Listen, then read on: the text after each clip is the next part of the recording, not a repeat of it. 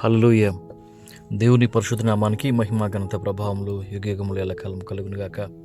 ప్రియమైన మెస్సయ ప్రార్థన మందిర కుటుంబ సభ్యులకు ఆయా మాధ్యమాల ద్వారా ఈ వాక్యాన్ని ఉంటున్నటువంటి ఆత్మీయులైన మీ అందరికీ మా ప్రేమ వందనాలు తెలియజేసుకుంటున్నాను. ప్రియులారా, రండి ప్రభు ఇచ్చినటువంటి అరుణోదయ దర్శనం వాక్యం కొరకు ప్రభు యొద్ద మనం కనపడతాం. ఆదికాండము 21వ అధ్యాయము 22వ వచనము. ఆదికాండము 21వ అధ్యాయము 22వ వచనం మాటను మనం ధ్యానం చేద్దాం. నీవు చేయు పనులన్నిటిలో దేవుడు నీకు తోడై ఉన్నాడు. ఆమేన్. ప్రభువు చేసేటువంటి కార్యాలు చాలా గొప్పవి.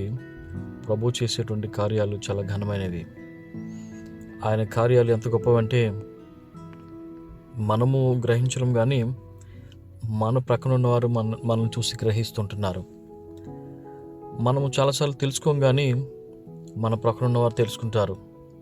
ఇప్పుడు గమనించండి, ఇక్కడ అబ్రహాము గారితో ఇక్కడ ఒక దేశానికి అధిపతి అయినటువంటి, ఒక సైన్యాధిపతి అయినటువంటి ఫీకోలు వచ్చి అబ్రహాముతో చెప్పినటువంటి మాట ఏంటంటే, నీవు చేసేటువంటి పనులన్నింటిలో నీ దేవుడైన యెహోవా నీకు తోడుగా ఉన్నాడు. ఆమేన్.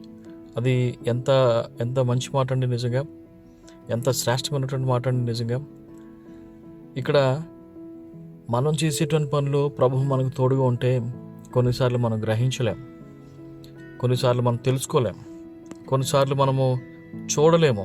ప్రభువు మన పక్షంగా ఉన్నా, ప్రభువు మన పక్కనే ఉన్నా మనము గ్రహించలేనటువంటి స్థితిలో మనం ఉంటాం. ఇక్కడ ఫీకోలు సైన్యాధిపతి వచ్చి అంటున్నాడు అబ్రహాముతో, అబ్రహామా, నిన్ను చూస్తున్నాను, నిన్ను గమనిస్తున్నాను. నువ్వు వెళ్ళేటువంటి ప్రతి మార్గంలో కూడా శత్రువులు ఉన్నారు. నువ్వు వేసేటువంటి ప్రతి అడుగులో కూడా నీకు శోధన, శ్రమ, నింద, అవమానం ఉంది. అయినా కానీ నువ్వు ధైర్యంగా వెళుతున్నావు. అయినా కానీ నువ్వు ప్రభువు కోసం నిలబడుతున్నావు. అయినా కానీ నీలో ఏదో ఉంది, అది నువ్వు ముందుకు వెళుతున్నావు. అది చూసుకుంటూ నేను గమనించాను ఏంటంటే, నువ్వు వెళ్ళేటువంటి మార్గంలో శోధన ఉన్నా, నింద ఉన్నా, ప్రమాదం ఉన్నా, ప్రాణభీతి ఉన్నా, నువ్వు జడీయకుండా బెదరకుండా వెళ్తుంటే నిన్ను చూసి నేను నేర్చుకున్నాను ఏంటంటే, నీతో దేవుడు ఉన్నాడు. ఆమేన్. ఈరోజు ఉదయకాల పిల్లల చెప్పనండి, ఎన్నో ప్రయాణాల్లో, ఎన్నో రాకపోకల్లో, ఎన్నో శోధనలో, ఎన్నో ఇరుకుల్లో మనం వెళుతున్నప్పుడు ప్రజలు మన గురించి చెప్తుంటారు, అయ్యో ఈ శోధనే కనుక మాకు వేరే వాళ్ళకి వచ్చి ఉంటేనా వాళ్ళు ఎప్పుడో అంతమైపోయి ఉండేవారు. ఈ ప్రమాదం వేరే వాళ్ళకి జరుగుంటేనా వాళ్ళు ఎప్పుడో, లేదు ఇలాంటి ప్రమాదాలు అనేకులకి ఇంతకుముందు జరిగాయి, వాళ్ళు ఎవరు ఈరోజు బ్రతికలేరు. ఇదిగో ఈ మార్గంలో, ఈ స్థలంలో, ఈ హాస్పిటల్లో, ఈ బెడ్ మీద, ఈ స్థలంలో అనేకులు మరణించారని చెప్పేసి నిన్ను చూసి అనేకులు సాక్ష్యం చెప్తున్నారు ఈ రోజున. పిల్లలు గమనించండి, ప్రభువు మనకు తోడుగా ఉన్నాడు, ప్రభువు మన పక్షంగా ఉన్నాడు. ఇదిగో జలములలో మనం దాటి వెళ్ళినప్పుడు కూడా మన మీద పొర్లి రాకుండా ప్రభువు మనల్ని కాపాడాడు. అగ్ని శోధనల గుండా మనం వెళ్ళినప్పుడు కూడా ప్రభువు మనకు తోడుగా ఉన్నాడు. ఆ జ్వాలలు మనల్ని ఏమీ చేయలేకపోయాయి.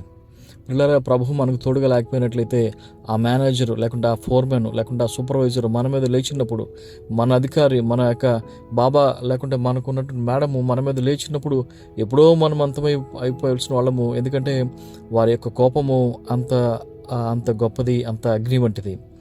వాటి అందరి నోళ్ళలో నుంచి, వాటి అందరి ఉచ్చుల్లో నుంచి ప్రభువు మనల్ని విడిపించి ఈ రోజున ప్రభువు మనకు సాక్షులుగా నిలబెట్టాడు. ఇదిగో ప్రభువు మీ పక్షంగా ఉన్నాడు. ఆమేన్. చెప్పనివ్వండి, నేను ఒక చిన్న రెస్టారెంట్లో డ్యూటీ చేస్తున్నప్పుడు ఒకసారి నేను ఫ్రైడే చర్చ్కి వెళ్ళాలి సార్, నాకు సెలవు కావాలని చెప్పేసి అంటే, చర్చ్కి వెళ్తే ఏమొస్తుందయ్యా, నీకు దేవుడైనా డబ్బులు ఇస్తాడా, పని చేస్తే నీకు ఓవర్ టైం వస్తుంది, డబ్బులు ఇస్తాను అని చెప్పేసి అన్నాడు ఆయన. లేదు సార్, డబ్బులు కాదు సార్, నాకు చర్చ్కి వెళ్ళాలి, అవసరమైతే చర్చ్ అయిపోయిన తర్వాత వచ్చి నేను పని చేస్తాను 24 గంటలు అని చెప్పేసి అనేవాడిని. చాలా పోరాటం చేసి డ్యూటీలోంచి తీసేస్తానని చెప్పినప్పుడు కూడా భయపడకుండా చర్చ్కి వెళ్ళి తర్వాత డ్యూటీ చేసుకునేవాడిని శుక్రవారం రోజున. తర్వాత దినాల్లో ఆ హోటల్ వాళ్ళు, నేను మారిపోయాను, వేరే జాబ్లో జాయిన్ అయ్యాను, వేరే చోట పని చేసుకుంటున్నాను. కొన్ని సంవత్సరాల తర్వాత ఆ హోటల్ మేనేజర్ నాకు కనపడ్డాడు. నేనున్నటువంటి పరిస్థితుల్లో చూసి అతడు వచ్చి అన్నాడు, నిజంగా నువ్వు నమ్ముకున్న దేవుడు నీతో ఉన్నాడు, నేను ఇప్పుడు చూస్తున్నాను అని చెప్పేసి అన్నాడు. నువ్వు నమ్ముకున్నవే ఆ రోజు శుక్రవారం నేను డ్యూటీకి వెళ్ళకుండా నేను చర్చికి వెళ్తానని, సంఘానికి వెళ్తాను నువ్వు ఒప్పుకునేవాడవే, అది చూశాను, అది ఈరోజు నేను చూస్తున్నాను, నువ్వు అప్పుడు అలా ఎందుకన్నావో ఇప్పుడు నేను చూస్తున్నాను, నిజంగా నీ దేవుడు నీ పక్షంగా ఉన్నాడు, నీ దేవుడు నిజమైన దేవుడు అని చెప్పేసి ఆయన ఒప్పుకున్నాడు. పిల్లలకి చెప్పనివ్వండి, దేవుడు మన పక్షంగా ఉండి కార్యాలు చేస్తాడు.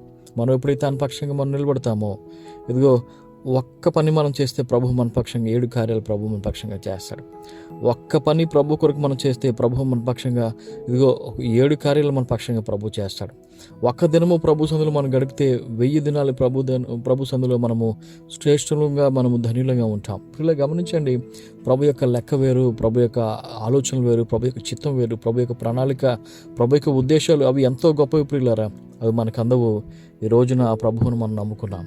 ఆ ప్రభువుని గట్టిగా పట్టుకుని ఆ ప్రార్థనలో, ఆ విశ్వాసంలో, ఆ యొక్క వాక్యంలో మనం బలపడి ముందుకెళ్ళాలని చెప్పేసి దేవుని దాసులుగా మీకు ఆనబెట్టుచున్నాను. ప్రభు మిమ్మల్ని మెండుగా దీవించును గాక. మీరు చేసేటువంటి ప్రతి పనిలో ప్రభు మీకు తోడైండి మిమ్మల్ని భద్రపరచును గాక. ఆమెన్. God bless you.